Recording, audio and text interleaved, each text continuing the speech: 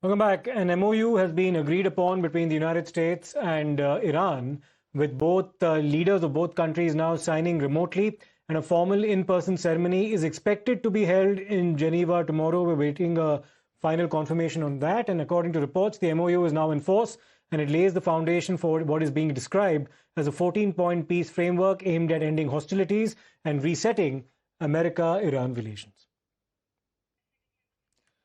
Now, what's interesting about this particular MoU is the fact that it also includes ending all hostilities in Lebanon. And while Donald Trump had earlier dismissed claims of America paying money to Iran to rebuild the country as fake news, well, that clause also ends up finding itself in the MoU, including a promise of $300 billion in reparations for building the country. Let's listen into some reactions that have come in, and also this exclusive report from Geneva from Zaka Jacob. Big story developing out of France this morning. U.S. President Donald Trump, late last night after his dinner with Emmanuel Macron and Brigitte Macron at the Palace of Versailles, has virtually signed the peace agreement, the memorandum of understanding between America and Iran.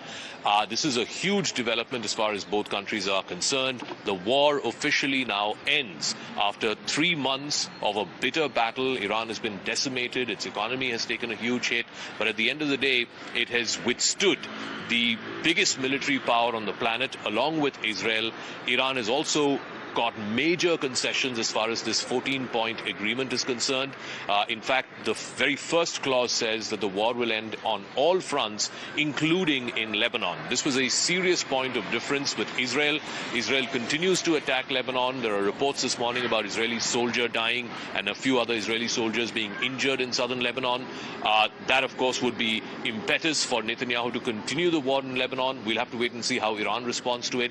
But some of the more important clauses, the Strait of Hormuz, which has become a huge point of contention, a huge concern for countries like India, will reopen immediately. It will reopen forthwith. For the next 60 days, it'll be free of any kind of toll, any kind of charge. But after those 60 days, Iran, along with Oman, will come up with some kind of a service fee mechanism whereby ships will be charged while they transpass this international waterway. On the biggest question, which is nuclear, Iran has explicitly committed in this agreement to not procure or develop a nuclear weapon. It's been explicitly said. Remember, the Iranians had been saying for a long time that the former supreme leader, Ayatollah Ali Khamenei, had issued a fatwa explicitly prohibiting Iran from developing a nuclear weapon. They've committed to that language. But the most important win, as far as Iran is concerned, is twofold out of these 14-point clauses. One, a $300 billion reconstruction fund, which will be promoted by America and its Gulf Arab allies to help with the reconstruction effort in Iran.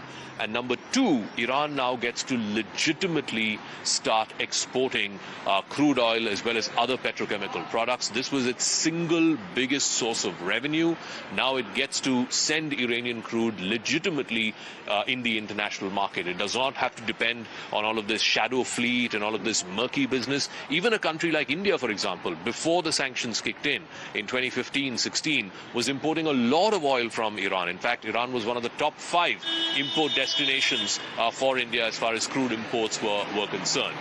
And now, one of the clauses in this agreement says Iran can legitimately start exporting its oil again, which means it gets its biggest source of revenue back on the legal markets yet again.